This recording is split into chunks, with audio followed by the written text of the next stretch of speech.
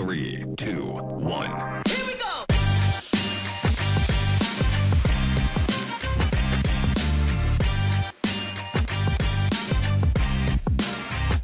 Welcome to the DFP Community Podcast, brought to you by Documentary Family Photographers Worldwide, DFP for short. I'm your host, Heather Whitten. If you're a fan of real, raw, and beautiful moments captured through the lens of family photographers from across the globe, you're in the right place. This podcast is all about showcasing the incredible work of everyday documentary family photographers you might not have heard of yet. Each episode will dive into the stories behind their photography, explore their unique projects, and get to know the people behind the camera. We're here to celebrate their journeys, encourage connection, and remind you that the world is full of inspiring photographers you can learn from and reach out to. So whether you're a seasoned pro, an aspiring photographer, or just someone who loves a good family story, get ready to be inspired, empowered, and connected. Let's get started. Hi, everyone. Thank you so much for being here today. I am here with Jennifer Blake, who is a documentary family and birth photographer and full spectrum doula living in New Brunswick, Canada. She is the mother of 2 girls and a cat named Millie that thinks she runs the house. She's on a mission to spread the word about documentary family and birth photography, and that's what we're here to talk about today. Thank you so much for being here today, Jennifer. Thank you for having me. Yeah, I'm really excited for our conversation. Like I was telling you before I hit record, I also have worked as a full spectrum doula and birth photographer, as well as family documentaries. So I feel like this conversation is going to be really easy and fun. Let's see, to get us started, so tell me a little bit about growing up with a dad who was a hobbyist photographer, and how did that shape you becoming the photographer that you are today? Yeah, so my dad always had cameras, and it was the 80s, so he had film, obviously. And honestly, I don't really remember him taking the pictures. I don't remember seeing him with the camera very often. Like, it wasn't really in my consciousness. Like, I wasn't paying attention to him. But yet I have all these photos from when I was little, like just everyday stuff, like my mom reading me a book in bed and stuff like that. So I guess it wasn't until later that I realized that he'd been doing this, and that I have all these photos and how precious they are. Yeah, I remember him giving me my first camera. I was in grade 4, and I was going on a field trip with my class, and he gave me like a Kodak 110, one of those little flat ones. Yeah. Like, here, have a roll of film, take pictures of your field trip. And I still have some of those pictures. I took a picture of the teachers standing in a row, and all their heads are cut off. Oh, and I was so excited to be able to take my own pictures. And yeah, so that was kind of a good memory of mine. And yeah, I have so many pictures of us now. And my mom took a lot of pictures too. She wasn't as into it as him, but she did kind of get that from him, I think, too. So that's why we have so many photos from when I was a kid. Yeah, that's amazing. And I think I love the part where you talk about it not even being in your consciousness that he was taking pictures of you, because I feel like that's such a documentary approach, and something that probably our children are used to. I know mine probably relate to that a lot, because in their early years, I walked around with a camera constantly. And so I'm sure they would be surprised by the pictures that I actually got of them, because they barely even noticed me. Yeah. Do you have a favorite photograph from your childhood, like that your father took of you, that's dear to you? The first one that pops into my head is one of me and my mom. We're walking on a beach, and the beach is in Fogo Island in Newfoundland. I grew up in Newfoundland, and it's like one of my dad's favorite places.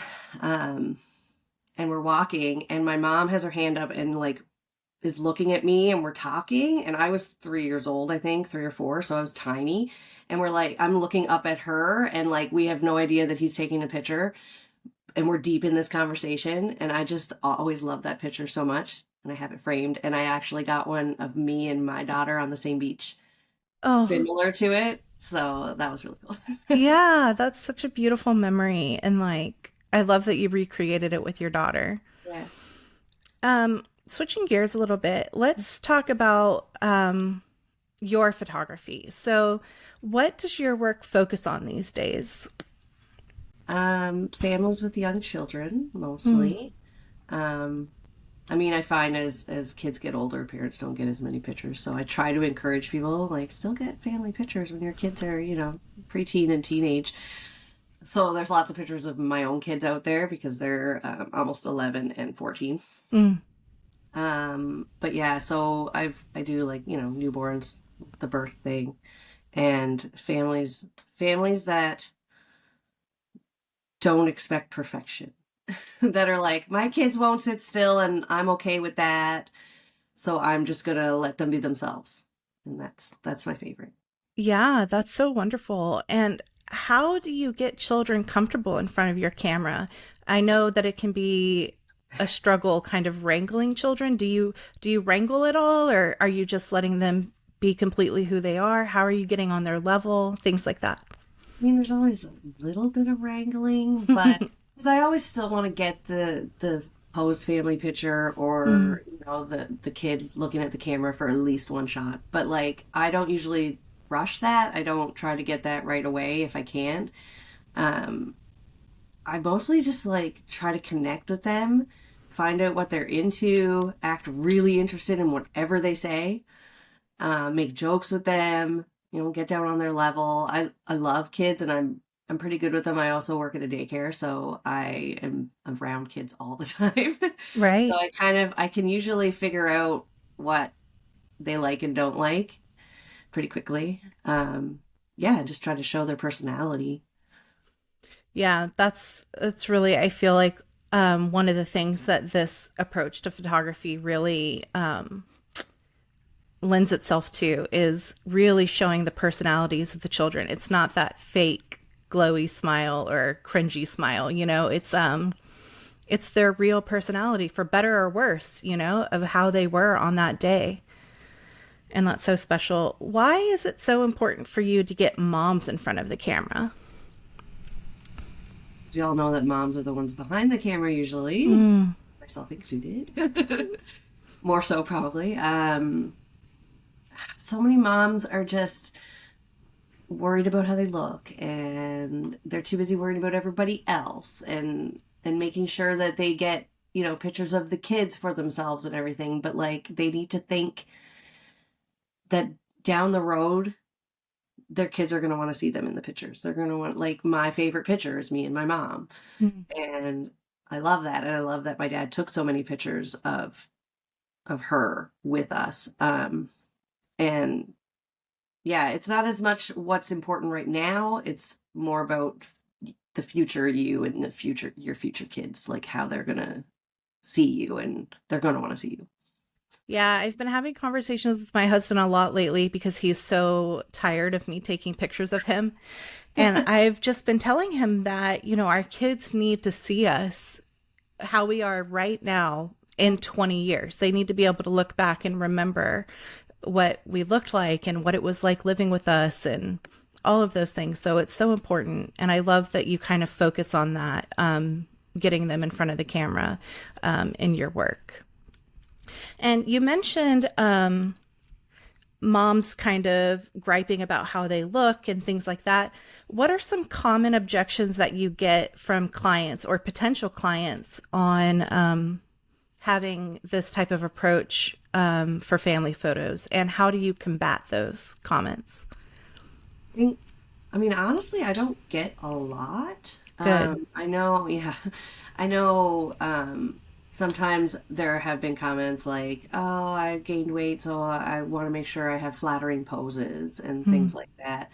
I honestly don't do posing hardly at all. So I try to just make them comfortable, because if someone's comfortable, then they look good. Like, and if there's pictures that are turning out to not be flattering, then I just don't include those, because I get that. I've been there myself. So, but I always tell moms to, try not to think too much about how they look and just enjoy being with their kids, because if they're happy and they're having fun, you're going to see that in the photos. Right. Right. And I think that that's one thing that moms are going to really love about this approach to photography is that in a year's time, even, they're going to look back on these pictures and see themselves so differently and be so happy that they showed up as their authentic selves and have images that capture that time with their children. Just had my own family pictures done. I always book somebody else to do it because I like seeing how other photographers see my family. And I don't love how I look in some of the photos, but I also don't care because I love what we're doing. I love seeing my kids happy and seeing us all together. And that's more important to me than how I look. Yeah.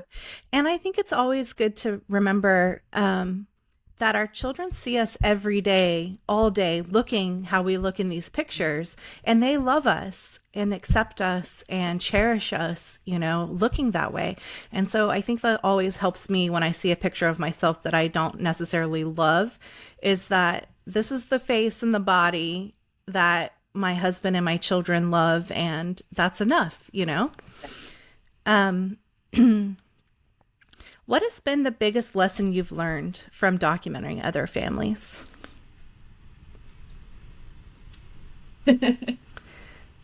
I mean, that about moms in front of the camera, definitely, because I probably wouldn't have felt like that a few years ago. I mean, when I started my business, it was 2011.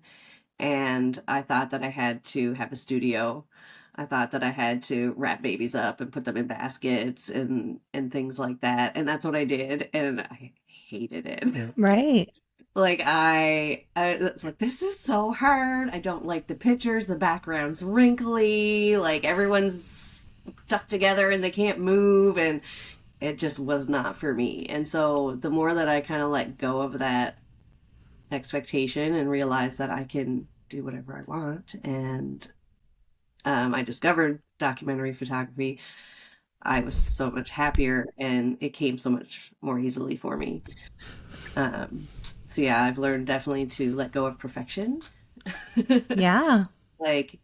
It's funny because with the studio stuff, it wasn't perfect, but I was trying to make it perfect.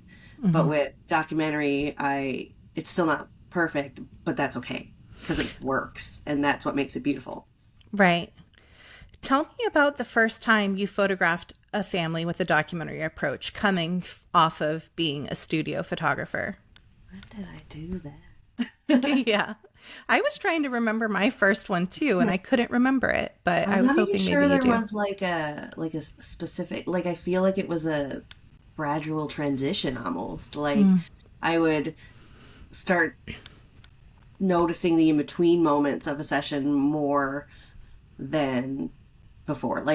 Before I'd be like, okay, we set up this pose and set up this pose and stand in front of this tree and whatever. But in between, I would start taking pictures instead of just walking from one spot to the next. I'd take pictures during those moments, and I would get, them holding hands or the wind blowing or them walking away from me and things like that.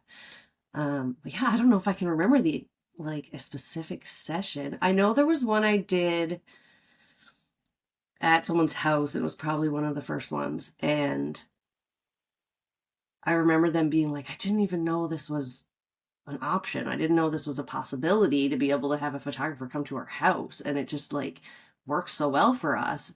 And I was like, oh, well, yeah, of course it's an option.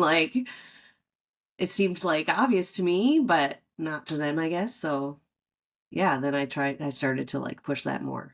And I love that. Especially because I think that clients only think that what they see is possible. We're inundated with holiday card mini sessions and things like that. And they think that that is what family photography has to be. And it's so enlightening, I think, when they find out that there's another whole approach to photography or photographing families that they can have access to. So I love that you've brought that to your community.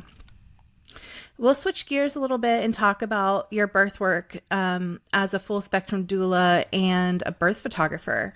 Tell me a little bit about the birth community in your area. isn't a very big one. I mean, there's lots of people having babies, but we only have, I think, 4 midwives. And I think the government just released some funding for more, to hire some more. So that's a really positive thing. But up till now, there's only been midwives in Fredericton, the one city, and the rest of the province is pretty much out of luck. They are amazing. I worked with, my first birth was actually a home birth with the midwives, and it was incredible. And that's kind of what made me want to keep doing that, because it was a friend of mine. But so many people want to have home births and want to have the midwives and just can't. So they end up giving birth in the hospital, which is fine, except like the hospital is very busy and it's not what everybody wants. So it's been an eye-opening experience to be a part of the birth community and realize the struggles that are there. It's hard. Yeah. And did that have something to do with you becoming a doula? Like what made you become a doula? Definitely. Well, there's 2 things. That was one of them. The other one was I was in a group of birth photographers, and a lot of them suggest doing doula training just to be able to understand more about birth and about the experience, and how like we can also help our clients more than just taking pictures, not just like being a fly in the wall, but actually being involved in their experience. Because like here, especially, you can only have 2 people in the delivery room. And if one of those people is your photographer, I mean, it'd be nice if they can also be a support for you. I mean, I offer photography alone and doula alone, and then both combined. So, I mean, I'll do whatever it is the client wants, but to have that option, to have a photographer who also understands what you're going through and can actually support you through that is, I think, a big deal. Oh, what does it mean to be a full spectrum doula to you? It's being able to support someone through their birth, but also in the time leading up to their birth. So like during their pregnancy, I'm also available to my clients. They reach out to me for resources and questions and anything else that I can help them with. And then afterwards, I also do postpartum doula work. So I've gone to someone's house and like she wanted to go out for a walk and get some fresh air, or she had an appointment and I stayed. And it's not like I'm a babysitter, because I'm helping her in whatever ways she needs. So I'm not just watching her baby, but like I helped clean her bottles and tidy up around her house and do any little thing that needs done. And I also can do it at night. So if, they need someone to get up and do night feedings and things like that, I can do that too. So it's kind of being a part of the whole process of birth. Yeah, that's really beautiful. And I'm glad they have that continuity of care with you from the pregnancy through postpartum. That's so important. How important is birth photography for your clients in your experience? Really important. One of my most recent clients, she ended up going for a C-section at the last minute, which wasn't at all part of her birth plan. But of course, birth plans change. But she ended up, in the emergency or in the operating room, and didn't get to see the first moments of her baby with his father. So I took some pictures of him and the baby together in those first moments. Another one was the baby was kind of whisked away. Everything ended up being fine, but they had to, the NICU team had to come in and do some stuff with the baby, and he had tubes and things attached. And one of her comments after was, I didn't see my baby without the tubes and everything attached for a couple days. So having these pictures of him right after he was born without all of that is like amazing. It's so precious, because like she was, recovering. So Right. it's such a blur in those moments right after the baby's born. Like I mean, I started doing this because at my first daughter's birth, I almost ended up having a C-section. It was a lot of pushing for a long time. And then I lost a lot of blood and had to get a blood transfusion. So everything is just a huge blur. And I have no pictures at all until like a couple hours after she was born. So I'm so sad that all I have is the few memories, which isn't much. So I want to be able to give people that, so they can remember it and, deal with any trauma and deal with anything that they need to after their baby is born. Yeah, I think that processing piece is so important for birth photography, to be able to fill in the gaps and help them deal with, even in the best situation, there's so many things that you miss and little details, and seeing the strength of the birthing person and all those things are so important. So I love that you're offering this where you are. Are you mostly in hospitals, or do you do home birth centers? Like, what is your favorite location? We don't have birth centers here, unfortunately. I wish. Yeah. I did one home birth that I arrived like minutes after the baby was born, and one that was supposed to be a home birth but ended at the hospital, and the rest have been hospitals. So yeah, mostly it's hospital births, which I mean I'm fine with. It's, it is what it is. And luckily for me, the staff at the hospital in Fredericton has been very welcoming to me and accommodating, and like I've never felt like I was in the way or anything like that. So that's made the experience a lot better. Yeah, the nurses are amazing. Yeah. Have you ever had to navigate like a tricky situation with a staff member at the hospital, like a provider or a nurse that didn't want to give you access? No, luckily I haven't. Yeah. I mean, I try to be very respectful. Like I'll ask before taking pictures of them, especially. I'll try not usually to get the nurses and doctor in the pictures unless I've, asked them first. Most of them are okay with it, or else they'll say like, just don't show my face or whatever. The only real tricky situation I had was when there was kind of an emergency situation, and I had to step out of the room, and that could have been a negative experience, but I saw what was happening and I just got out of the way. And so I don't think there was any issues with that. But like in those kind of situations, it's easy to kind of get caught up in it and be in the way unintentionally. So Right. Yeah. No, I think that's so important, like to have a good rapport with the staff of the hospital, and to not only be as helpful as you can be, but just to make sure that you're not impeding on anything that they're trying to do. So tell me about, because you work with your photography business, but you also have another job. So tell me a little bit about the work that you're doing outside of photography. Daycare after school program. So I'm with school age kids. It's part-time, so that works really well with my schedule. So like it's just afternoons. So in the morning I can do things like this and editing and newborn sessions, at home sessions when the kids are like smaller. Yeah, it's great because I get to be around kids all day. And so it helps me, like I had mentioned before, about, interacting with them and connecting with them through that job and through photography. Yeah, I love working with kids, so it's not really work. Right. Yeah. It seems like you really love what you're doing. And I love that that you've been able to find like an overlap between the two different jobs. How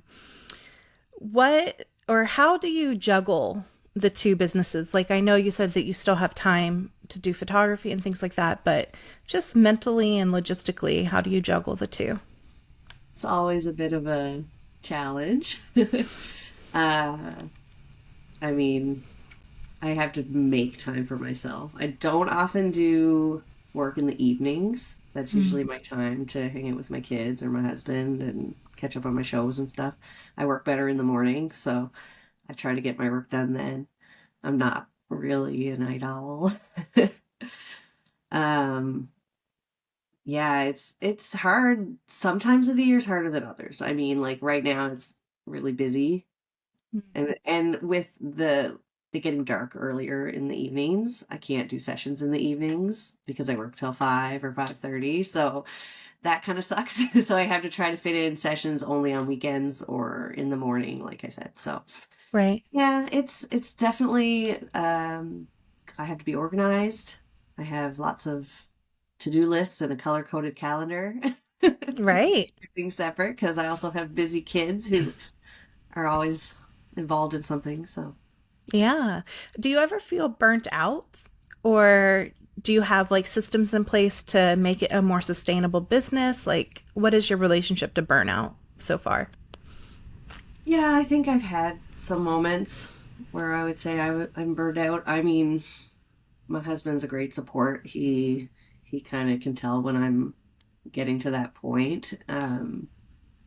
I try not to take on too much.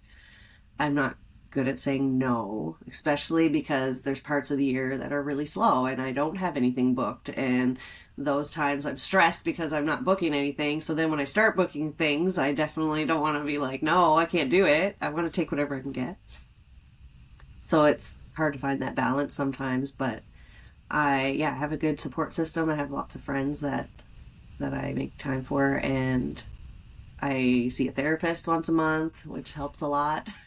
Yeah. So yeah, Yeah. That's taking valid. hmm Yeah, that's amazing. How are you getting the word out about what you offer to your community? Like, are you doing, like, what are your best marketing strategies for your photography? That's something that I've struggled with over the years for sure. I mean, social media is kind of like the easy go-to, and I've never found that like Facebook ads or anything like that work well for me. I'm not sure why. I don't know if I'm doing it right, maybe. Hmm. I just revamped my website. I actually hired someone for new branding and everything. So I feel like I have a good website and trying to show up in Google and stuff because I'm in a small town that's outside of a larger city. And if I put my town's name everywhere on my website, when someone searches, Oromocto photographer, I'm usually one of the first ones that comes up instead of the city, instead of putting Fredericton, where there's like way more photographers, and I'm not going to be one of the first ones. So I think that helps. I've done lots of networking. Hmm. I like to work with local businesses. So when I first moved here in 2017, the first thing I did was follow like every local business I could possibly find that had anything to do with families or women or kids or anything like on all social media. And it ended up working really well because I started working with different businesses to, I mean, I know you mentioned mini sessions earlier Mm-hmm. and do mini sessions, but I try to do them in a documentary way. So getting families to do something together and they're not just sitting and smiling in front of a backdrop. Right. So I reached out to a local apple orchard for fall pictures. I've been doing that for 7 years. The tree farm that I do Christmas pictures at is amazing. I guess I could mention some of them too. So Gilbert Farm is the one I do apple orchard, and they do strawberries in the in the summer too. Mhm. And then Low High Tree Farm is where I go for Christmas pictures. I love it there. So I'm doing that. I'm actually advertising for that right now. Yeah. And I've done pictures at an alpaca farm, Wow. Brigadoon Fiber Farm. Those were so fun. I didn't do them this year because it was just too busy, but in the past I've done that. So that's got me a lot of business, just kind of connecting with the local businesses and working together.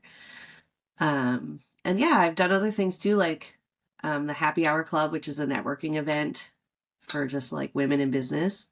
I've attended that. I've actually was their photographer one time. It's all about who you know. It's definitely important to just talk to people and get to know people, and you never know where opportunities are going to come up. Yeah, that's really the truth. I'm new to my area ish. I've been here 3 years, because we're a military family, so we move quite a bit, and we didn't think we would be staying put, so I didn't put a lot of effort or energy into networking, and it's been 3 years and we've decided to stay. So now I'm really hustling in that area, and it's a struggle for sure. But yes, I love that advice. Reach out to like, I don't know, like chiropractors and massage therapists and anybody really. Yeah. I also live in a military community. We're not military, but most of my friends are, and there's always people coming and going. So it's kind of a blessing because it's an ever evolving community. Like there's always new people. There's always new potential clients. So yeah, it keeps it from getting stagnant.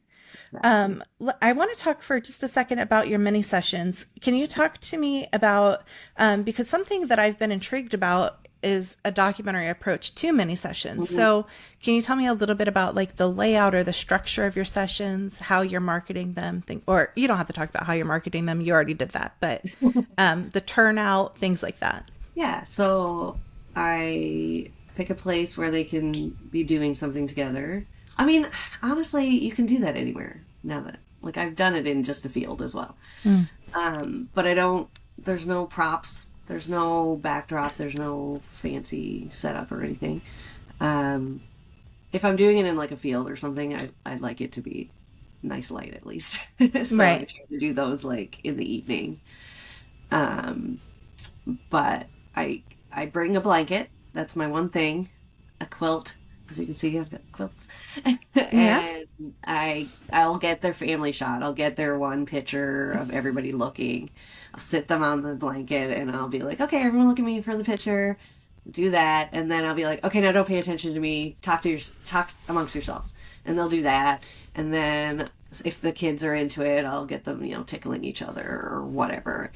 And so those are my like formal kind of shots. And then I say, okay, let's go do something. So at the apple orchard, they pick apples and they get to take a basket of apples home. It's included. I pay for it.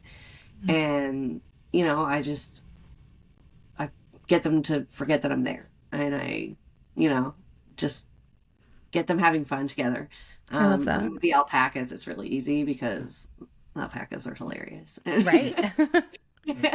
So if you get animals involved, that's like simple, right? So, I mean, it's not fully documentary because you're still kind of like looking for the best light and it's, out of their ordinary day kind of thing. But it's still less posed and less rigid than, a studio or something like that. Like at the tree farm, sometimes I'll get them to bring, ornaments and they'll decorate a tree. So like, yeah, it's not fully documentary, but it's as close as you can get when you're, on a location that I chose and you only have 30 minutes or 20 minutes or whatever. Right. And do you stack them like multiple families come in one day? Yeah. Okay, wonderful. I do 30 minutes though. Well, 20-ish, I guess. I have 30-minute blocks just so it's not too rushed. And I always try to include something in the session as well. So like the apples or at the tree farm, they have a little shop with handmade stuff. So I always include a credit to the shop. And that's my way of giving back to the business, to the location as well. Yeah, that's beautiful. That's such a great idea. And I'm sure just like reinforces that relationship that you have with the location. I like to think so. Yeah. Okay, so we're going to wrap up a little bit. What piece of advice would you give someone coming into working as a documentary birth or family photographer?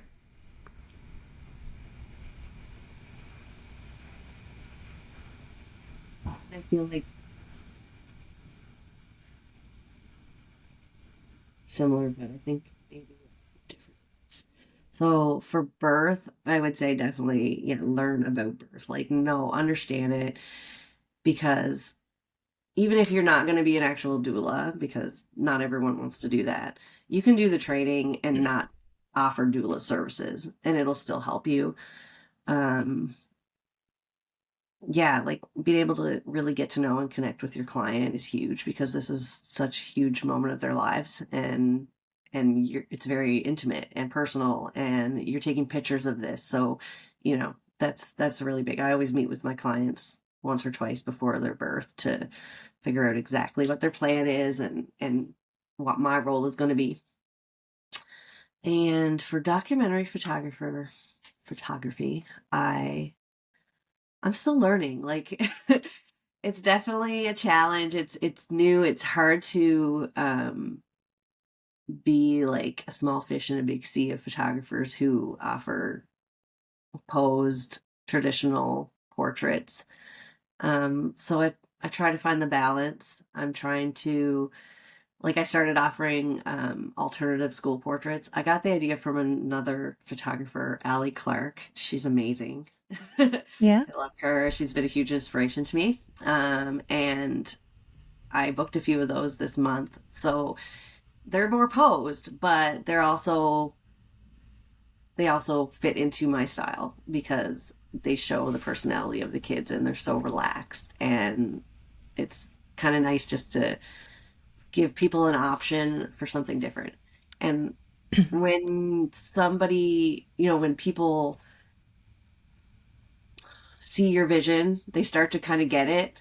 You can tell. So I've noticed lately that people are like, okay, this is working. This is a cool idea. I wouldn't have thought about doing this.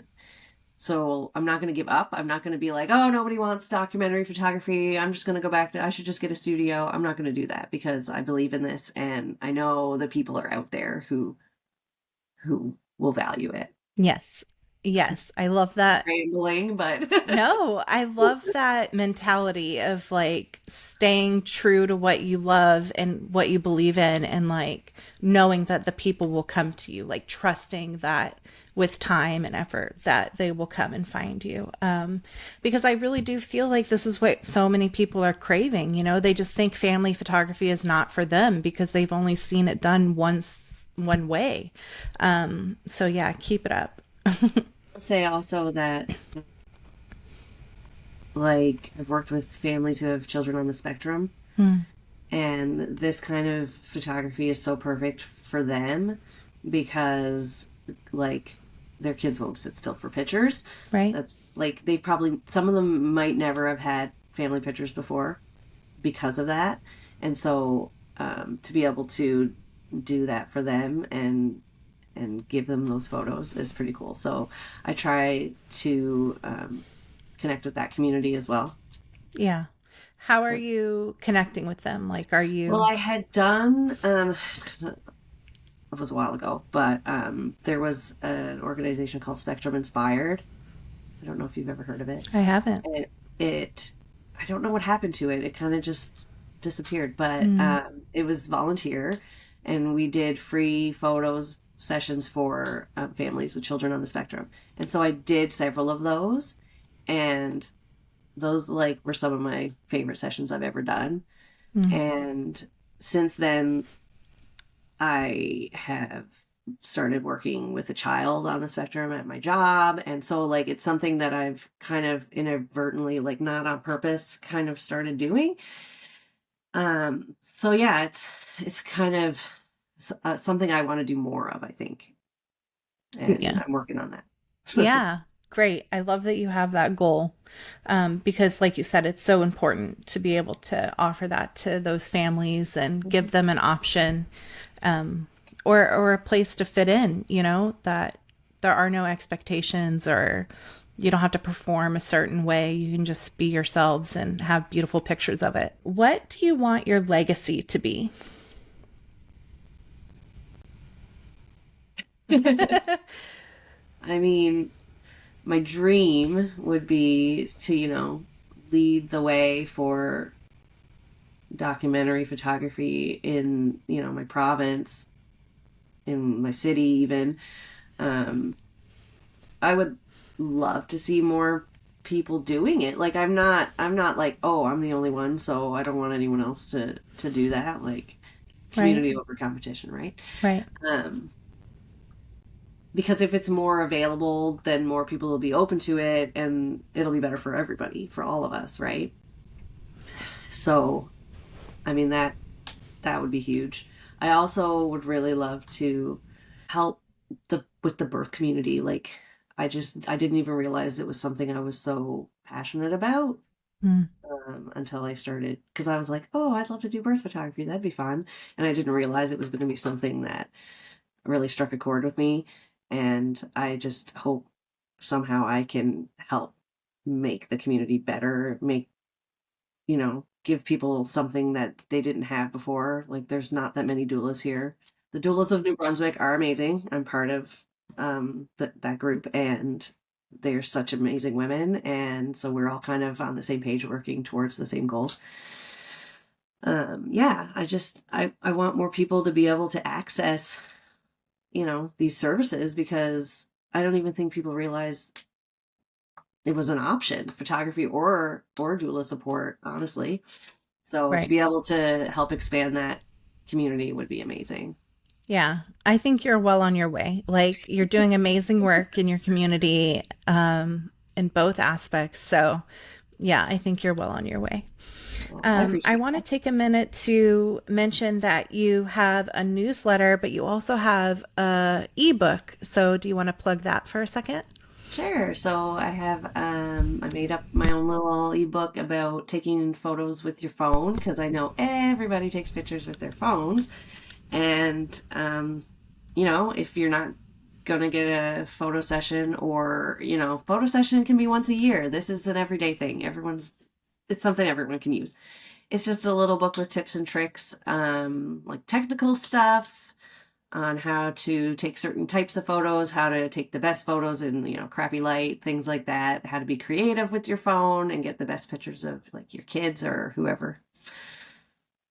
I had fun making it. So Yeah, no, that's awesome. And I love that you have that marketing kind of funnel, like get people in your community to download the book and then get on your newsletter and be able to advertise to them. I don't send out my newsletter. Like, I don't send out regular newsletters. I try to. Yeah. But it's mostly, letting people know what's coming up. If I have mini sessions, if I have things going on, sales or whatever. But also, every now and then I'll send out one that's, just my thoughts on something and maybe some fun things going on. I don't know. It's kind of a work in progress. No, I love that. And it can evolve to be whatever you need it to be. And that's the beauty of it. That's right. How can listeners connect with you after hearing today's episode? Well, my website is blueberryhillimages.com. So that's the first and easiest way. I'm also on Facebook, Blueberry Hill Images, and Instagram. I have 2 business accounts, Blueberry Hill Jen and Blueberry Hill Birth. Wonderful. Thank you so much, Jennifer. It was so wonderful to meet with you today. You did a great job. Well, thank you. I've really enjoyed being here and meeting you. Yes, thank you so much. All right.